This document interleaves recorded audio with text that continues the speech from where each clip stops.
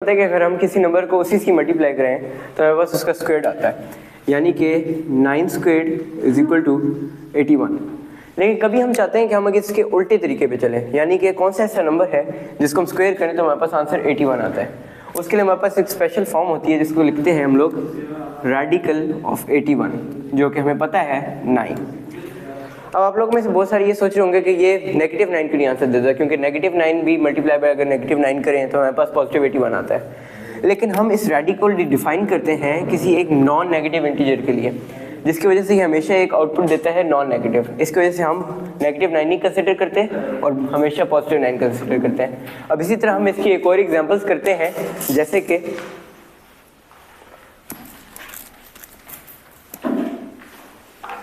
अब हमारे पास और एग्जांपल्स हैं, जैसे कि √64। अब हमें पता है कि 64 8 स्क्वायर होता है, यानी कि हम इसको लिख सकते हैं √8 स्क्वायर इज इक्वल टू 8। हमें ये भी पता है 169 13 स्क्वायर होता है, हम इसको भी लिख सकते हैं √13 स्क्वायर यानी कि 13। अब हम इस नंबर को देखें, मुझे तो नहीं पता है किसका स्क्वायर है, लेकिन हाँ मैं इसको सिंप्लीफाई ज़रूर कर सकता हूँ।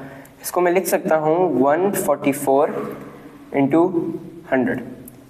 अब 144 और 100 भी स्क्वायर है, हम इसको लिख सकते हैं 12 square time 10 square. Exponent rule से हम इनकी पावर्स को कॉमन लेते हुए 12 टाइम 10 का होल स्क्वायर लिख सकते हैं। और इसी तरह हमें पता है जो भी स्क्वायर आ रहे हैं उसको हम लोग बाहर लिखने हैं, जैसे कि 8 स्क्वायर आया तो 8 लिख दिया, 13 स्क्वायर आया 13 लिख दिया। इसी तरह 12 × 10 यानी कि 120 स्क्वायर आया तो हम 120 को बाहर लिख देंगे। और एग्जाम्पल ट्राई करते हैं। अब हमारे पास और एग्जांपल हैं, जैसे कि √73 स्क्वायर, जो कि हमें पता है 73 आता है। अब हमारे पास अगली एग्जांपल है √-85 का होल स्क्वायर। अब हमें पता है कि स्क्वायर रूट तो है पॉजिटिव आंसर देता है, नेगेटिव देता नहीं है, तो हम इसको लिख सकते हैं √-85 टाइम्स -85। अब हमें पता है अगर हम नेगेटिव से नेगेटिव को मल्टीप्लाई करें तो पॉजिटिव आता है, तो हम इसे लिख सकते हैं √85 टाइम्स 85 यानी कि 85 स्क्वायर, और इससे हमारे पास आंसर आ जाता है 85। एक और फाइनल एग्जांपल हमारे पास, लेकिन ये क्यूब है। अब हमें तो पता है कि स्क्वायर्स को कैसे सॉल्व करना है, क्यूब को कैसे करेंगे।